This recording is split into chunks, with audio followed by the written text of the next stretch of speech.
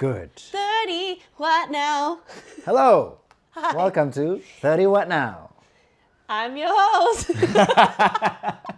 It's been way too I'm long. your co-host, Irian. And this is Mel. And we're two 30-year-olds making it through And we're life. two millennials in our 30 years. Yeah, that's We're two. Yep, that's the one. Da-da-da-da-da. Okay, I know we've only released our episode probably a bit over a month ago, but it feels like it was way longer ago that we recorded that episode. I think it's because of winter. Yeah, but it's been two months. 2 months since we Where's last my recorded. mug here? We're going to move my mug. My mug's in the way. Okay. They can't see it.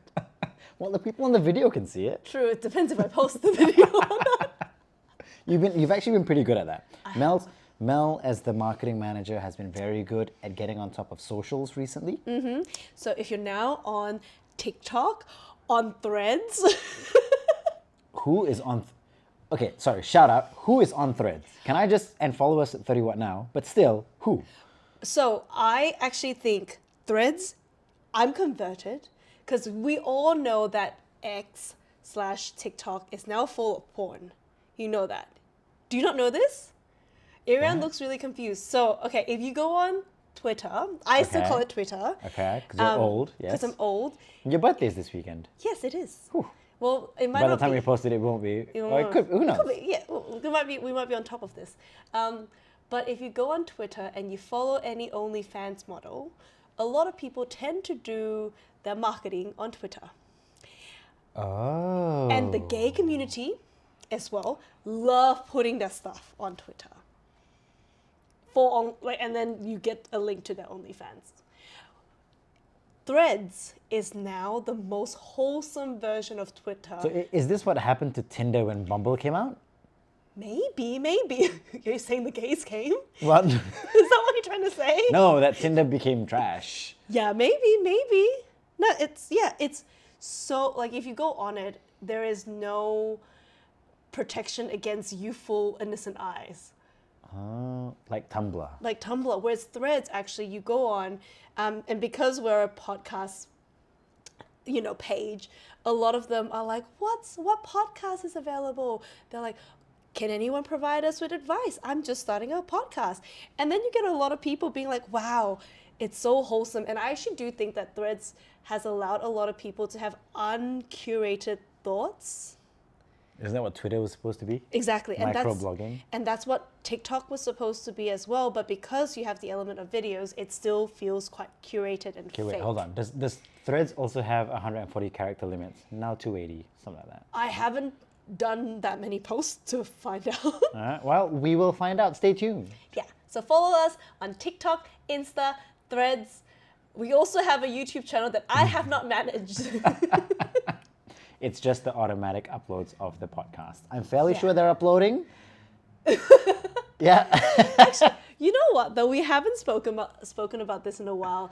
The difficulty of doing what we're doing whilst we are working full-time gigs and having a life outside Yeah. of it all. Yeah.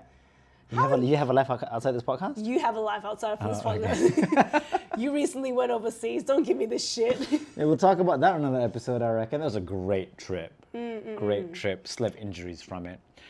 Sorry, how do I manage having a work life? Well, again, back to my 5 things. We always Yeah. go back to my 5 things, And if you people. haven't listened to it, what episode was that on? Oh, Do you God knows. Don't even get me started. First few episodes. You're going to plug it's it. Somewhere in there. Listen to one of the episodes where I speak about the 5 things that are important in life. Maybe there's 6. As time grows, I think there's We one more. probably But need to figure I it spoke out. about 5. Yeah. Which And you can only do about 3 at any given point in time. How do I do it? With a lot of fucking struggle. Yeah. It's real hard. It's tough. I actually do post some of the things that I do post whilst I'm on the toilet. Taking a shit. I was about to laugh, and then I was like, but that's true. It's true. It wasn't But a joke. you know what I've thought about, maybe not as recently, but a lot, is how do a lot of people think about this. How do we take a shit before we had phones? Yeah. Okay, wait. I have an answer for you. All right. I was a nerd in Malaysia. This is a Malaysian thing. Okay, so you're not a nerd anymore. You no longer do books. Actually, no. I listen to Audible. So yeah, I mean, still books, but You online listen. books. Yeah. You just sit and listen. Wait. But back to how we did this whilst there was no phones. In Malaysia, I also had a squatting toilet. So it was like you squat down, there's no seating, right? I loved manga All right. and storybooks. So in the past, I have brought my manga or storybooks into the toilet. What does that have to do with the squatting toilet? What is the connection between manga and the squatting toilet? It's Which I because understand. That's fine. I get that. The connection is it's not even a sitting toilet. I had to squat and read a book as I was taking a shit. That's how they teach the Asian squat. Whilst reading a book whilst you're shitting. Like you have to do You do all all three. the stuff at the same time. What did you do? Did you have a squatting I had toilet? Archie comics. So Yes. I've actually got a whole bunch of Archie comics over there. That's the Archie comic library. Yeah, so did you shit with that? Yes. Oh, there you go. Never touch his Archie comic for Every bathroom had Archie comics. That's why people had magazines. So technically we've been doing the same thing this whole time. Except now we use the phones. Yeah. Yeah. And then you drop it in the toilet. I've never done that. Have you?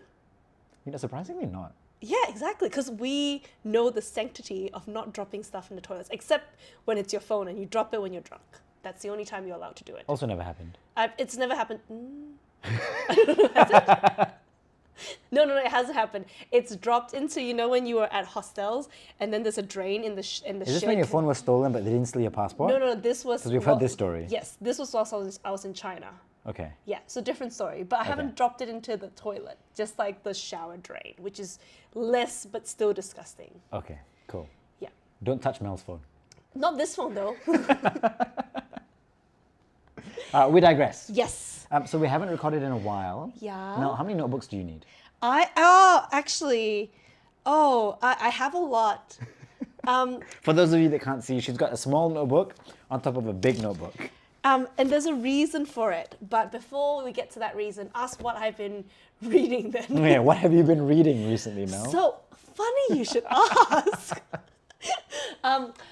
So I've heard of this thing called the Morning Pages by a friend of, and it was recommended by a friend of mine. And essentially this is an activity that you do every day when you wake up and you write down 3 A3 pages worth of things every morning, and you mind dump. You don't really have a prompt. You just mind dump your feelings, everything, and then you go into the day feeling great. Well, this concept of morning pages came from a book called An Artist's Way by Julia, last name I forgot because I didn't think I was going to bring this up. But it's called An Artist's Way, and essentially it is a book about reigniting your creativity. So I can see, what's the name? Julia Cameron. I knew it was Cameron. I knew it. I promise I knew it. No one's going to test you. It's okay. But I knew it. But yeah, it's essentially, so they provided weekly prompts. So this book has prompts, and it it's questions like, what's your favorite environment to be in? Like, growing up, like, what did you love most about your childhood home? It has a lot of like manifestation sort of prompts, but it also then, asks you questions like, which one of your friends support you, and why do they what sort of qualities do you like in them? Which one of your friends that you don't like? And if you have kept them on, why? And it's supposed to help us just be a little bit more creative. And this book, you're writing it for yourself. Technically, she also recommends never to read this again. Like she says, you can write on a paper, burn it, and that's it. Because for her, the art of writing releases things into your head. And also I've read another book where it says like you can write for the sake of it being So you regurgitate, but you don't try and process? No, you don't process at all. This is the one time you don't process. Because every day when you're at work, you're talking to friends, you are processing and you are putting things together in a structure.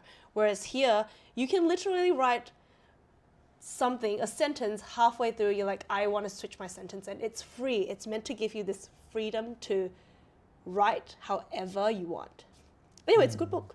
I've actually written 2 notebooks worth of journals. When did you start? 1st of April. And I have I've used to write in journals. It's a lot of stuff to regurgitate every morning. Do you ever find yourself having repeated? You may not remember what you wrote, but if you write it often enough, you'll remember that you regurgitated it more than once.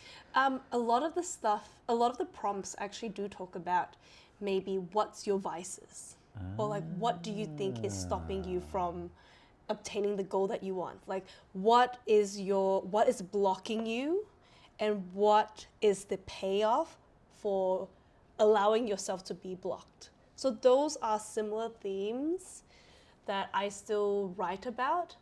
But a lot of times, if there's no prompt, like some of the prompts are a lot more action-based, like taking yourself on an artist date. So you can't write those things down, but I would then write down my feelings, like why am I feeling down? Like why specifically? And then I personally will then try to attach it to when else have I experienced something similar that has contributed to me feeling down about this particular event. And then I also I use this to plan my future. Like, when I'm writing things, I was like, oh shit, I need to do something. It actually prompts me to grab my to-do list. Like it's either a work to-do list, or I actually grab like a Post-it if it's an admin internal to-do list, and I write it down. So it's out of my brain and I actually do it throughout the day. That's interesting, right? Because we don't have enough, at least I don't have enough time where I just sit and think. I do that more and more nowadays. Because you're old. Because I'm old.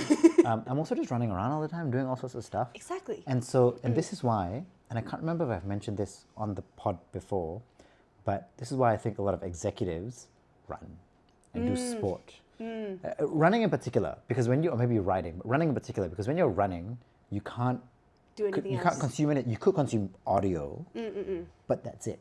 Yeah. And some people run without music because they're sadists. But I get it, because it's the only time in that hour I'm running for however long I'm running where I'm with my own thoughts. I get so much done in my head. I mean, I forget it after 20 minutes, and I try and remember what I thought about 20 minutes ago. Sometimes. But it's like you've processed something as you're running, but then the issue is, with your example, you can continue to write stuff and action. I can't. I'm running. I'm gonna forget. And I think humans are, people always talk about journaling, and there's a reason for it, I reckon, right? There is something that comes out of you when you create a piece of art. Like you're writing something. It is considered a piece of art. You're creating it without needing to show anyone else, which is so different to who we are as humans these days. Like people document stuff, they post it on socials, they post it on LinkedIn. Whatever you've done, you're doing it for the eyes of others a lot of the time. Whereas this book, if it's never to be seen by anyone else in your lifetime, that's the purpose of it. Were we supposed to journal? Huh? Were we supposed to journal? We were, weren't we? We were supposed to journal. Okay. So I had a moment of pause because I was There was a long pause. I swear I was supposed to do something. I was very confused. I'm like, are you that profound? Have I imparted some very massive knowledge here? I was like, I get it. I was just shocked. Yes, we were meant to talk about writing gratitude journaling for 30 days as a between me and you thing. That was definitely 60 days ago. That was probably more than 60 days ago. All right. Don't ask me. I know. I don't even know if you've written one entry. We won't talk about it. So you spoke about something that I latched onto a little bit, which is actually at the start of when you were talking about the art. What was it called again? An Artist's Way. An Artist's Way by Julia Cameron. Julia Cameron. Julia Cameron. Right. Somewhere in there you spoke a little bit about, how would I paraphrase it? Your comfort zones. Mm-hmm. Where you feel comfortable, what sort of environment that you thrive in, right? Yeah. You were maybe that was not shoved, but you put yourself into outside your comfort zone recently, didn't you? Oh, is this where I talk about the topic that we're going to talk about today? Nice. But I don't know if it's a comfort zone or not. It's more necessity. But I like how you transition. I like it. Yeah. I'm putting it out there in the future. If you need an MC and you want someone that transitions well, like Arian is the best. I reckon you're so good at transitioning. Not in, as in from topics to topics. Just give me a call, if ever you need somebody to MC. Yeah. I mean, I can Host. MC too. Or just attend the party. I just want to be there. You just need more friends. I just need more friends. Can I party more? Is that what you're trying to say? Yes, so today's topic is about, drum roll, egg freezing! Yay! In my head I had the song, ta-da! It's late. We are filming this at night because it's gonna be a busy period for the both of us. So I don't know why my energy's up. I was actually yawning a couple minutes before. Look, I've got my tea. I'm ready for this. I'm ready to be. I know a little bit about the topic. Admittedly, not enough, but I know you went through it. Recently, I was partly there for the journey, and actually, so were some of our listeners because you mentioned it a couple of times. You're on the other side of this. I'm curious to know, and I'm sure our listeners are curious to know, right? How it went. The why, the how you feel now. Yeah. So to take back to the beginning, I think obviously we've spoken about the troubles. I mean, guess the hardship of being in your 30s as a woman. And I think one of them is that I'm about to turn 32. And Ta-da! ta-da! And my own personal preference is to be married before I have kids. And given that that's not in the near horizon yet, it was in my head, I got really anxious, I think, about whether I need to take any precautionary step. I did watch a couple of YouTube videos, and one of them was from this YouTuber called Cleo Abrams. She does this. I love her. Yeah, her channel's all about optimistic science. And she did do one on egg freezing. So for anyone who is interested in the scientific portion of how egg freezing is being done, like check out her video. We'll link it in our channel description. I'm just probably going to talk about my own personal experience because I don't know science. I know a little bit about it. But that's fair. Well, I'm sure the doctors would walk you through it, but No, but yeah, she talks a lot about the technology behind it. Whereas I've actually asked how certain things are being done when I was going through my appointments. So that's what we'll be talking about today. But a couple of really interesting stats. All right, give me some stats. Also, I haven't fact-checked this. Cleo provided me with the stats. Thank you, Cleo. So if it's wrong, you take it up to her. Say 31 now said that these are your facts, and if you don't agree with them. But basically, so about 30 years ago, around 1990s, the average age of first-time moms was 20 to 29. The 1990s were 30 years ago? 30 years ago, isn't it? Is that 40 years ago now? 30 years ago. Is it 30? Isn't I it? was born in the 90s. Yeah. Yeah, we are 32, 30 years ago. Stop doubting my math. But anyway. Was it 40 years ago? 30 years? Oh my. All right, 30 years ago. 30 years ago. First-time moms, they're around 29. Nowadays, they're about 25 to 34 as of 2019, so not 2024, but as of 2019, the average age of first-time moms are about 25 to 34, with the most common average to be 30. Now, it's interesting because when I looked around my friends, all of my close friends, I can count just like on my hands the amount of people who are moms.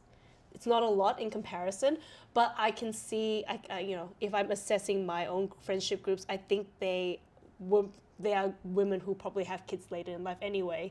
If I look into my Facebook groups, I can probably find more people who are in their 30s who have already had their kids. And the reason why a lot of women are being encouraged, we're encouraged to have kids early in their 30s is because by the time you are older, when you're near your 40s, it can be harder to get pregnant. There's more abnormalities in your eggs. The quality of your eggs are less fresh. It's true. They are just less fresh. And obviously, the sperm of your partner is taken into account as well. But that actually is more so to do with their health. So if your partner is, unhealthy, doesn't exercise, obviously puts a lot of technologies on their balls, then obviously the quality of their sperm is going to be What bad. technology as do you in- put as on a your... laptop. Okay, I actually don't, so I'm curious about that science because I haven't read up on it. Does it actually make a difference? It does. So there was a stat from the egg freezing place that I went, and I can't remember fully the correct stat, but they were saying 15 years ago, in order for you to deemed to have healthy sperm, I think maybe 30% of your sperm needs to be healthy. 15 years ago. Nowadays, if 15% of your sperm is healthy, you consider to have you have a healthy sperm count. So the quality of people's sperm nowadays have gone lower as well. As Is it the technology that you put around? it does impact it. Like laptops, you've been told to not put laptops on your lap. Really? Yeah. Oh. On your lap, directly. I don't know who does, but You're not supposed to put phones too close to your pockets. So you can't put phones in your pockets now? You can put it in the back pocket. Yeah, actually, in fairness, I put it in my back pocket anyway. Yeah. Because I think that's... But the power bank goes in the front. I don't know what's worse. I don't know. Well, technically, with all the 5G, it's everywhere. It's everywhere. The Wi-Fi is everywhere. But if you drink too much, you do too much drugs, you take steroids, all that impacts, health-wise, impacts your sperm count. But that is things within your control in a way, whereas for women, you can be as healthy as you want, but as time goes on, your eggs would naturally lose quality. Yeah. No, I know that. Okay, so you might talk about it in a little bit, but I'm curious, right? So the stats are that women are having children later in life. Average has gone up by 4 years or so. 4 or 5 years. Yeah, 4 or 5 years or so.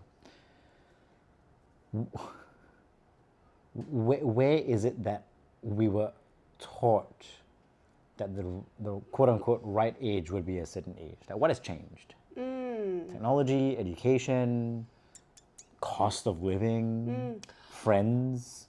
The friend show telling you that you need to have kids by 27. No one ever told. So 28. I don't know what age it is. I think we all based on when we should have kids on the age of.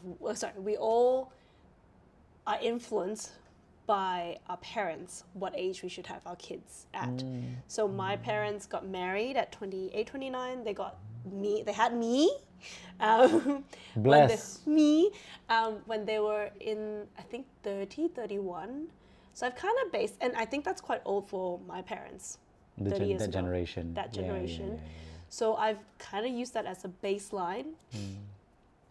But there is a lot more education, I think, on this, because I only recently heard that Jennifer Aniston said she wished she could turn back time and actually froze her eggs because she can't have kids now. Yeah. So then, the idea of egg freezing has come to the fold, and then doctors, when I was talking to doctors about it, it was recommended that you freeze your eggs before you're 35. So that's another sort of timeline to consider. Has the operation, and we're going to get into the sciencey bit for a bit, but has it become any safer over the past couple of, or has it just been the same? It's been it's safe. It's Yeah. safe, but has it become any safer? I think it's not that it's become safer, but maybe the technology associated with freezing and keeping the eggs good Yeah. has improved. Fresh, as you say. Fresh has improved. So maybe it might have. So even the clinic that I went to, they were very proud of the fact that they had their laboratory in the same place as the egg retrieval clinic. Right. So they can kind of So it doesn't have to travel far. don't have to travel far. They can put it in their own tech. Yep. And be safe. I think the biggest change probably would be that it is more cost effective, even though it's not by much for me. I think, but it's there. And I think the technology will continue to improve, though. I think by the time, in 10 years' time, it might actually, the rate of success for an egg to be conceived into a child will be higher than it is now. So the technology may evolve, and it very likely will. But an egg's an egg. An egg's an egg. So some of the interesting things I think that I have found. Here's the scientific, things that Hit me. hit you. So, when you were growing up, you were taught. I thought that I was taught that every month you have one egg being released into the wild. Technically, as women, you can release multiple eggs. It's just that every woman, you have a different number of follicles, which then is translated to how many eggs you have. So for example, I have 13 possible eggs, but every month an alpha egg emerges. So that egg is chosen to be the one to be fertilized if a fertilization were to occur. Do the 12 burn? They just do not grow. Right. They remain a peasant. Because females are born with every egg they'll ever have, right? Yes. So I think yes, but it's like, what's your question? Because you just said Because you've got follicles, but Yeah. but the body's already got all the eggs. yeah, But then there's these follicles, yeah. and then there's one egg that gets released? There's one egg that gets released as in it gets mature. Yes, okay. Yeah. And so then one more will come in that, and then in the next month there'll still be 13 to be decided. Yes, Like a round so- table decision, and one person is voted off the island. Yeah. Right, Not voted okay. off the island. It's actually voted the winner. Oh, okay, yes. Because then the other one will then just, I think they just die off. But you don't lose the eggs, do you? You don't lose so the that's eggs. my, so you Yeah, don't yeah. lose the other 12. Oh, well, no, you do lose the other 12, but it's not impacting you. Like, I think you lose them anyway per month. Actually, this part I don't know. I Yeah, don't think I'm you're... curious, because that means there's 13, for example, 13 in a month that are trialed, Yes. and one egg wins. Yeah. Yeah. But that feels like 13 eggs a month, which is different to what we were taught as kids. Yeah, Because no. yeah, in biology we were taught One- one egg is released. Yes. And as you say, it is released, but what about the rest? But the question, I think, is because everyone has different number of follicles. So I had 13. That's why we mentioned that number. But 13 is the lowest number in the average. Like, it's the lowest average number. So average women will have 13 to, I think, 25 follicles. So 13, 25 eggs will be released. And then if you have anything under that, it just means you have less follicles, right? So that's something that really blew my mind. And one of the questions I asked was, if I were to, make all my eggs alpha and get them all harvested, will I lose more eggs? Like, nah, it doesn't impact your actual egg count. What else did I learn? I also learned that, you need to have all your eggs frozen by 35, because once you hit 35, the quality of your eggs naturally decrease. So they will still freeze your eggs. I know of a friend of mine had hers frozen when she was 39, but it just means that the number of eggs that was collected might not be as high of a quality, or the number might be lower. I think those are the scientific things I learned. The other stuff that I probably learned along the way was how frustrating it probably is to be a woman at my age, because everyone around me, as I was going through that process, was free. I saw everyone that I know Well, I was assume freezing their everyone eggs. in the clinic was freezing. No, their as in eggs. people, like, I actually found 5 other women, whether it's my acquaintance, an acquaintance of my acquaintance, who are freezing their eggs. And in terms of like the sentiment that we had, it was probably this awe that we could do this, but at the same time, everyone hated men. We hated men for their ability not to have to go through this process, for that choice to have a kid by the time they're 60 if they wanted. And I think most importantly, just for the burden that's placed on us.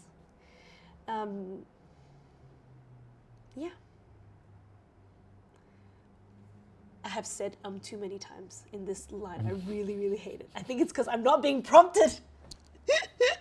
Well, this is one of the episodes where, you take the reins. Yeah, but you ask questions. I have been asking questions. I know, but I feel like at some point, I need the next question You need, now. you need the next question. Yeah. Okay, so we know a bit about the science. Well, sorry, let me rephrase that. So we know a little bit about what you've learned about the science. There's obviously a lot about the science. Again, I have watched Cleo's video a while ago actually, and it was actually quite fascinating. And I'm sure there's a lot more to it. There's obviously a lot more to it than that, but it was quite a good summary. But so we know a little bit about it, but what does it involve? Okay, so the process of it all. Sorry, a bit of a trigger warning. Audio, I guess. True. I sometimes refer injecting myself as stabbing myself. I promise I'm not stabbing myself. Oh yeah, wait, no, you had to do your own injections. I had to do my own injections. Oh my god. Yeah. Okay. Well, so the whole process for those who are, I guess for those who are wanting to go on this journey before and they want to find some personal experience, personal anecdotes, and there's plenty out there. I think from friends as well, but. There's a lot of, I think it starts with going to your doctor and having an internal ultrasound checked in to see what your uterus is like. And then basically going to a clinic and choosing when you want to start. Because I don't have my period because I have an IUD. You can start whenever. But if you have your regular period, you start on a particular day. I don't know what it is because I didn't have it then. So you start on a particular day. And so for the first, I was given my prescription. I went to the pharmacy to get my prescription. The pharmacy told me where to inject. So you have to take turns injecting on your right side of your stomach and the left side of your stomach.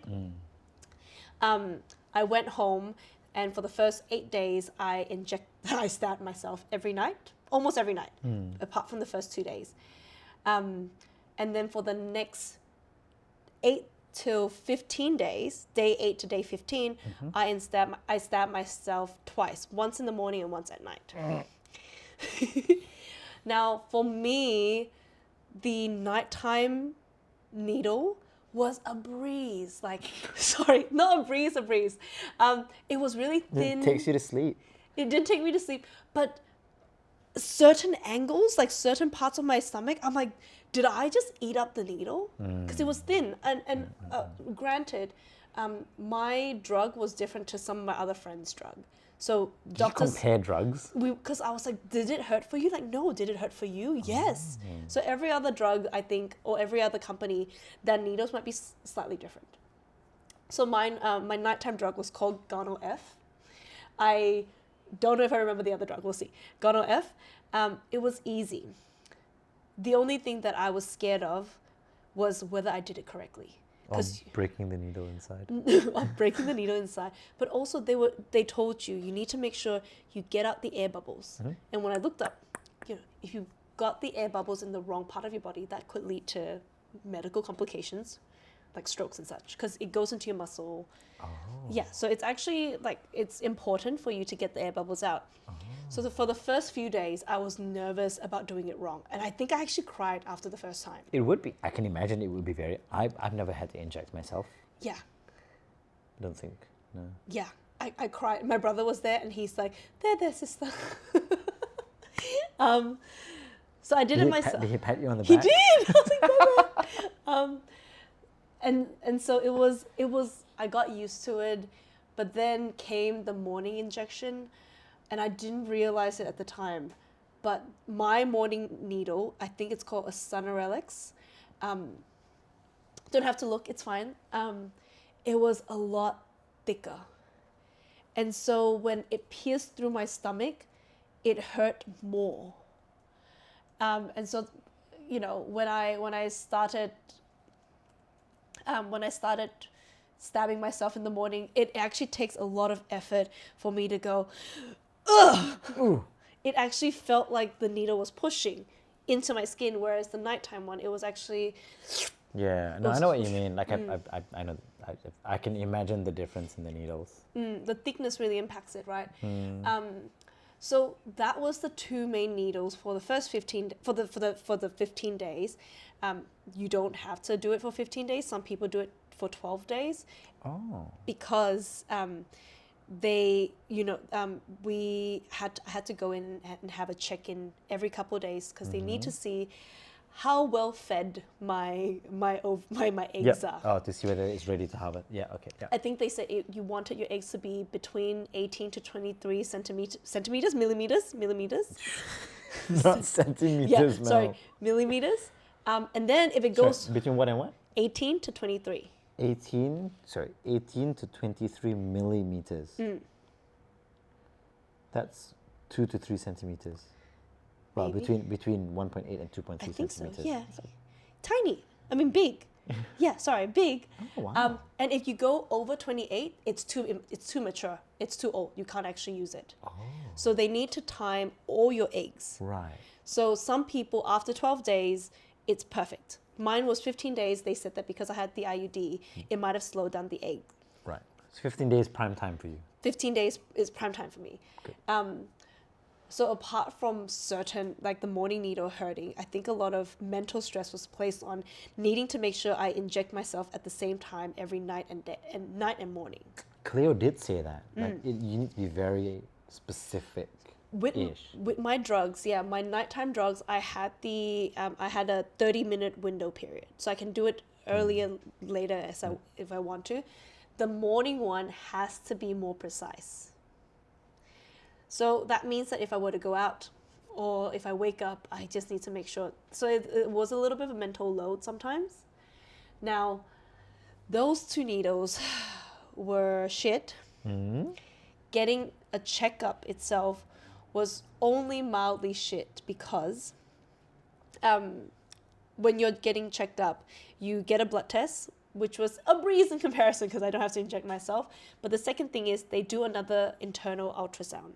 So, and I actually didn't explain this. An internal ultrasound is what it sounds like. You actually insert something inside of you to check how your cervix is going, how your ovaries are. So it can be uncomfortable generally because something foreign is in you. But for me, it really hurt because I only found out now that my uterus is a little bit more curved. Oh. So every time like they needed to see something, they weren't able to see it. And actually I was really scared at what point that I only had one egg. Ovary? One ovary? I was like one uterus. I only have one uterus. So yeah, one ovary because they couldn't find my left one. Right. And that's purely because They the just couldn't see angle. Yeah. It's like the line of sight was blocked. Yes. I see. And then actually, But it was around the corner. it was around the corner. And actually at one point it was because I had too much gas. Because apparently I had too much gas and I haven't Because it was pushing against the right. No, so actually one of the side effects of the hormones, actually I haven't spoken about side effects. Really quickly, couple side effects. You're really emotional. Like I cried every single You day. usually more. Okay. Like I was watching a TV show called Welcome to Wrexham and they were celebrating a 100-year-old guy's birthday and he's like, I want the team to win. And I started bawling. He's not dead. He's not dying. He just turned 100 years old and he's healthy. So one is being like super emotional for me. Second thing is obviously you get a little bit of bloat. Like I started walking around holding my belly as if I'm pregnant because I felt bloaty and maybe protective of my stomach. But third, they were like, you will get constipated. I was told to drink prune juice. Did it help? It did. No, it did actually. Do you continue with the prune juice? I have. Because I'm always constipated. yes. And so has it helped? It has. All right. It's been good. New habit. Very good. Yeah. But so when I was doing some of my check-ins, they were like, you see this? This is gas. This is the doctor's voice now? Yeah. Oh, well, sorry. gas. This is gas. I can also see there's things in there. Next time, clear up before you come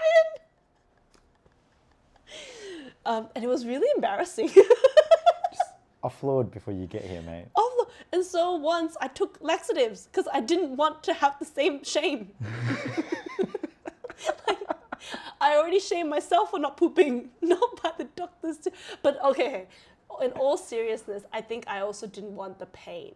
For me, the internal checkup, because of the angle, it hits my body part hard, and sometimes it feels like someone's trying to jam something in a really, it just really hurt. I had to sometimes my boyfriend has, ever since I told him that the check-in process was difficult, he would come in and I had to hold his hand. It's that difficult, and actually made me afraid of having a kid. I'm like, if that hurts, I'm stuffed. Don't think about it. Yeah. Yet. Anyway, so that's the check-in process. It's time consuming. It's a bit difficult, but nothing can prepare you for the trigger shot. So let me recap. You have first 8-day nighttime shots. Then you from the 8, 9, I can't remember, to the 15-day for me, you do nighttime and morning shots. Throughout the time, you have check-ins. Then they decide, all right, your eggs are ripe to be harvested. They give you a date. Your surgery is on this date. You need to take your trigger shot 36 hours before this date. So the trigger shot essentially... What's your window? No, that's it. You have to take the shot at that time. There is no room for errors. So your first your hormonal shots before your trigger shot, this is to like grow the egg. That's your fertilizer.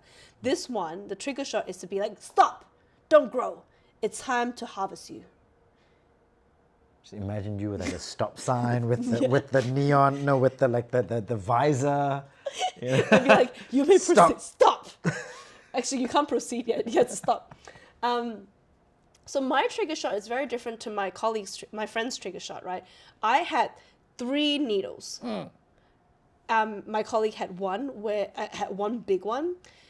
For some reason, these needles were not only big, they were thick. So they just gave you the biggest needle they could find. I don't know why, but when the liquid went into me, it felt like fire was going to my stomach. It was so painful. Like the first 2 I did, and the last one I almost couldn't push the liquid in because it hurt so much. It felt like fire. So the trigger ones you do as well, 36 before. Okay. 36 hours before. Right. And something that I forgot to mention is I also found out my body's really strange. My the left side of my body handles pain better than the right side of my body.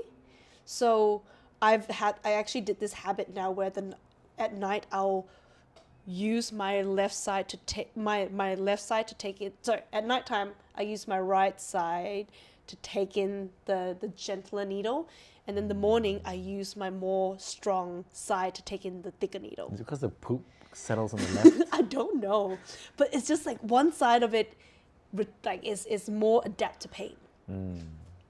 So, even on my stronger side, the trigger shot was painful for me. So 36 hours before you have that shot, then 12 hours beforehand, you have an antibiotic.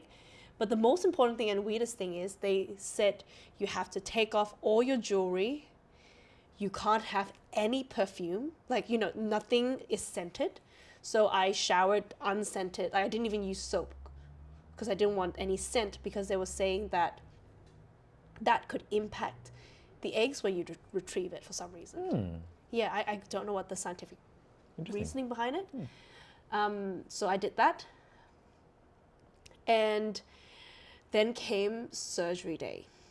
Now, surgery day itself was actually so simple in comparison. I woke up, we went there, I paid the hospital bill. That was the hardest part. Yep. I'll talk about costs in a little bit.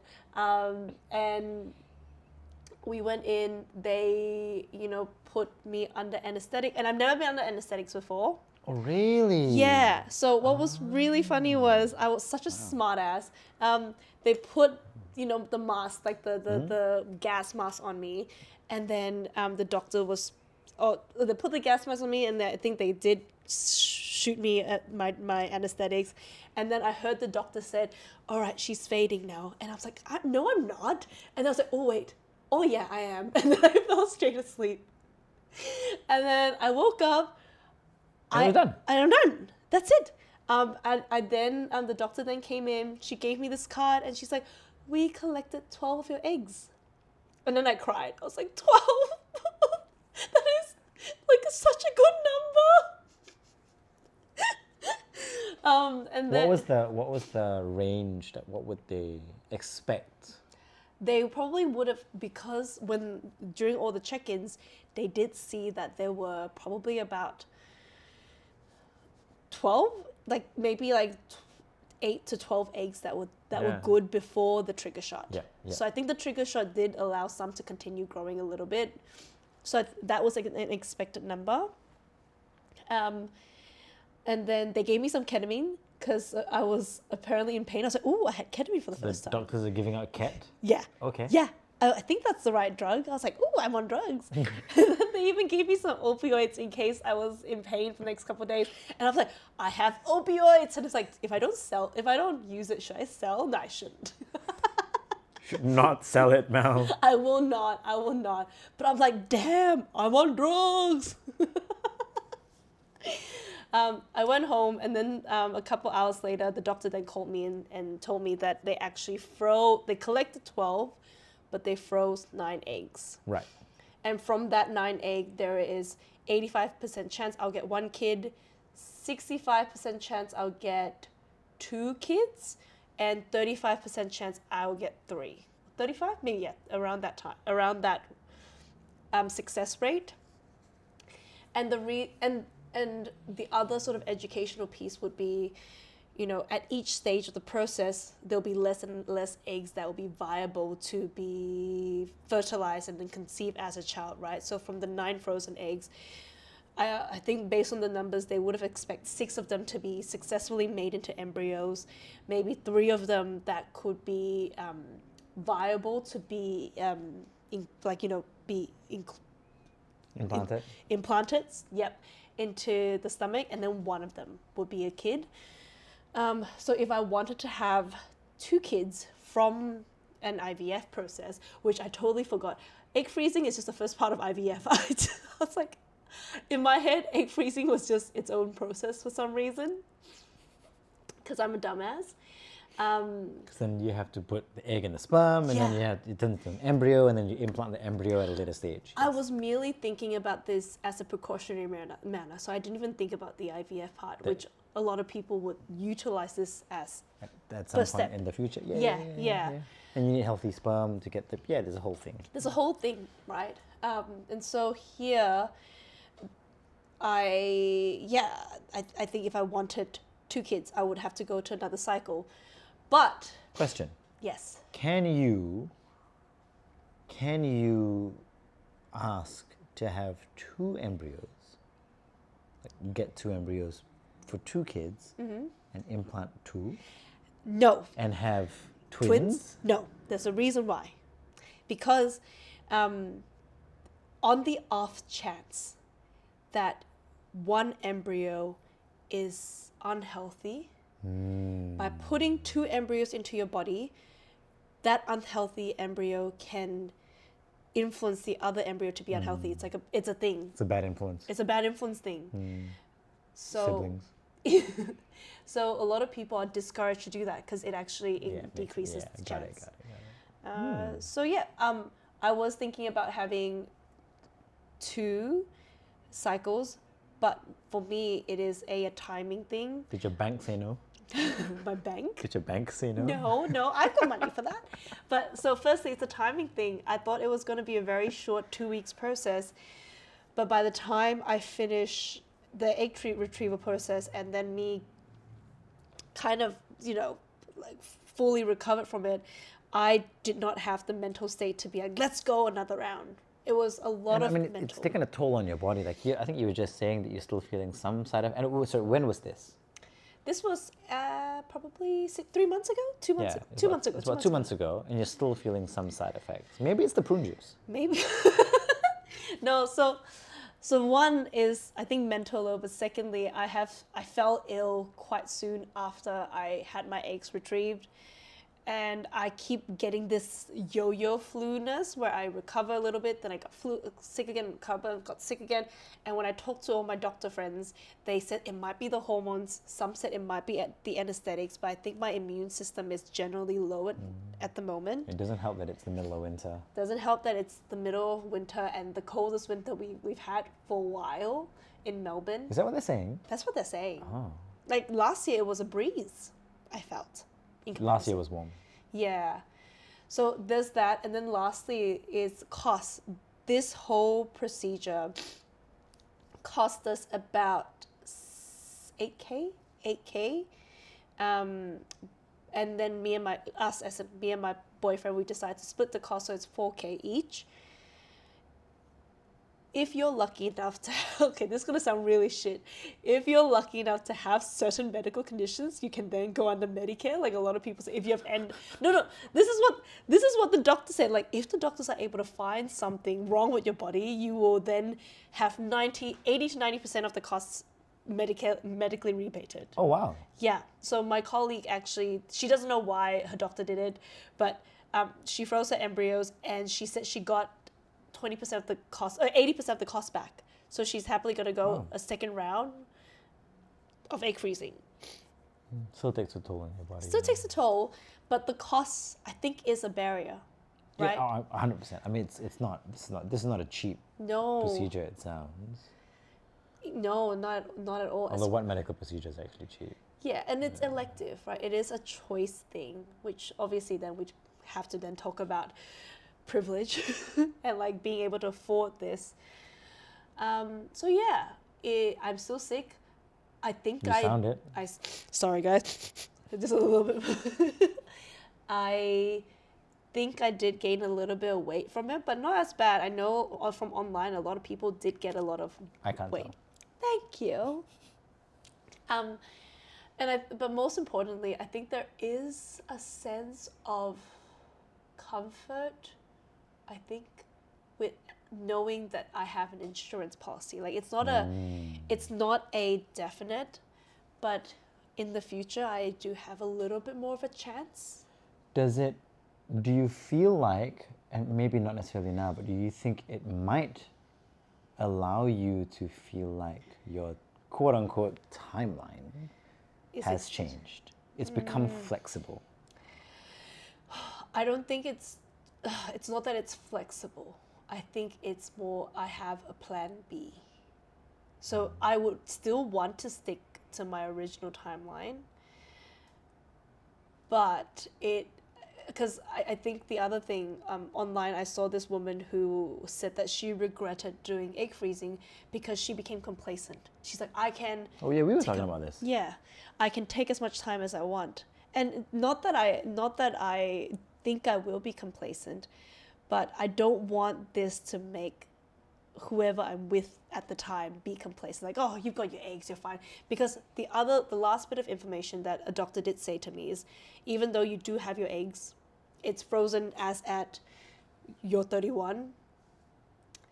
If you were to implant these eggs into a 40-year-old body, you're still putting it on a 40-year-old body. Yes. So yeah, I don't think the timeline has changed, but it does mean if knock wood, something were to happen to me, I can still... Your bloodline will live on. My bloodline will live on. Like, we can still inseminate, something into little Mel out there. And then we can still have little Mel out there, We still have your brother. But it's not me. My gene is in the freezer still. It it is really fucked up. It's like, I guess if something happens to me, I can, like, my parents can still have their grandkids. True though. Genetically. Although I think I need to give my consent form to have it being taken by my family. Sure. Yeah. Because you actually, legally, I found it interesting, you can dictate who is allowed to take your eggs if you're no longer on the earth. Yeah. How was... I assume you've had a conversation with your parents about this. Yes. Yes. How was that conversation? Coming from a typically Asian background, we don't talk about this in Asia. Yeah. As far as I'm aware. Maybe we do now, but Yeah. not when we were growing up. Yeah. My my parents were very perplexed. They're like, why would you do that? Which is really odd because a relative of mine actually is currently going through the IVF process at the moment. And so I mentioned, well, if something were to happen that I need the help, it will be easier now that I've got eggs rather than doing it a little bit later. My dad, being the jokester, was like, what if the government were to get your data from these eggs? Can that happen? You reckon they can? No, I don't think so. Oh, look, anything is possible. Anything is possible. So we talk about, gene modification And all gene that harvesting. kind of stuff. But it's highly unlikely. Yeah, I don't statistically. think. Like maybe if we were in China or Korea, maybe. North Korea? Sorry, I was thinking of Russia. I don't know why I said Korea. No, sorry, Korea, I love you. Sorry, South Korea, I love you. But yeah, so my parents were a bit perplexed, but my mom gets it now. She's never going to listen to this, but she did ask a very interesting question. Actually, my dad's not going to listen to this too. I'll tell you something that my dad said that's also quite funny. My mom was asking whether this process will impact my virginity. So Okay. yeah, so that's a question that was on her mind. And then my dad was providing me with advice. He said that, well, if your boyfriend's not ready to have kids yet, you should then ignore him. And I was like, Sound advice. I was like, Dad, Dad. it's not that, but thanks. So that was how my parents dealt with it. I think it's probably because they're not worried that I'm not gonna be able to have kids yet because I'm still early 30s. Yeah. I believe that if I was in my late 30s, they would be a little bit more gentler in their opinions on it. I do tend to think that they probably think I spend money on the most unnecessary things like therapy. My dad's Important. like, if you wanted to talk to someone, I can just listen to you. Typical Also Asian very parents. Asian. Yes. Typical. Yeah. So they think that in the past when I wanted to spend a little bit of money on, skill-based stuff like drama school, things like that, they don't think I spend money wisely on. They also think that our podcast should be talking about how to get more money. I think money is big on their mind. Well, I was brought up that way. I think a lot of us were brought up that way. Yeah. We can talk about money. We actually probably will in an upcoming episode. Yeah. But yeah, okay. No, I was like, but do you want to hear about it? Do you want to to hear about like, it? I do not provide financial advice, and nor does Mel. Yes. But we can talk about it. We can talk about how we're struggling. Mm-hmm. Is that useful? Maybe one day when we're rich and we will look back at our episode about us talking about how we're struggling and we'll be like, yeah, that was us. Now we have a roof over our heads. True. Okay, fine. But yes, that was my egg freezing. I'm trying to think if there's anything else that I missed out on talking about. I talked about the feelings. I talked about the process. Talked about the prunes. I talked about the prunes, which is important. The prunes. I think to be honest, I feel very grateful that this option is there. I think as a woman who is not at the stage where you're ready to have kids yet, but you need to be at some point, it does give assurance. Although I do wish, maybe I should be like a minister of health. I don't know, but I do wish that this option is more affordable. especially when around the world the rate of childbirth is getting lower, right? There's less and less young people being brought into the world. Granted, the world is going to shit. In first world countries. In first world countries, yes. And granted, the world is going to shits at the moment. But it seems unfair that if you don't have the means and you aren't at the stage where you can have kids, that you can't utilize this as your own insurance policy, right? Like, So a thought just struck me. yeah. So we're lucky that we have the opportunity to make the decision to have kids later. Yeah. Yes. Yeah. 100% agree. But then the body is like, whoa, whoa, whoa. Like, True. Yeah. Okay. you're getting a bit older, right? And so we have technology to help us. Great. Absolutely amazing. Yeah. If we wind ourselves back to the 1990s, where the statistic was that the average age in which a woman would give birth or have a child is anywhere between 20 and 29. I think that was the stat. Yeah. 20 to 29. Yes. Which would mean that people start trying to have kids earlier, and they try for longer. So the window to try and have a child could have been between 20 and 29, Yeah. and you're already younger, right? You're already starting at a younger age. Yeah. Now you're starting at a later age, and people are deciding to have kids even later. Yeah. So you're trying in a smaller window, and your body's already older. So, was it? Where I'm going with this is, was it easier 30 years ago for your body and in the environment that you lived in to have a child? And it's actually become hard. It's not just choice now, but it's also become harder because of the world we live in, and that's why we need the technology. Yeah. No. That's fair. That's true. Because like back in the day, you can have a single income household because Because you can buy a house for $5,000 or something. they were saying how there was a video, right? The average housing prices was 3 times the amount of your salary. Back in the day. Yes. Whereas now it's 8 times plus more of your Probably, average yeah, salary. probably more, It was on maybe like one of the cheap seats, or can't remember. It was at one of the Australian TV shows. I saw the statistic. Yes.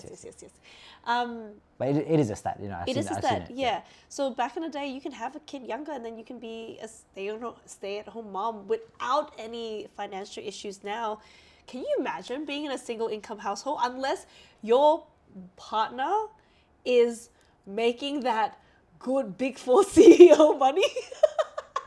It's hard. Which is higher than your prime minister, was it? Is it for some of them? Oh, I'm sure. Yeah, like, or if you're making that great partner money of a law firm, fine, you can do single income household. But Well, actually, I've thought about this recently as well. It's what sort of comforts do you want, right? What do you feel comfortable in, and how much you need, and how much you want in life, and space, and stuff, and you can be comfortable with less stuff, all that kind of stuff, right? I just said stuff a lot. You could have less subscriptions. you could have less subscriptions to things. Yeah, you could do, like less nails and Mel stuff. says as she shows you her nails. I did one because I was being a little espresso during the winter a couple weeks ago. So Heard that song so often recently. that's why it was Oh in my head. God. I was a bit of a little espresso. I think you're right.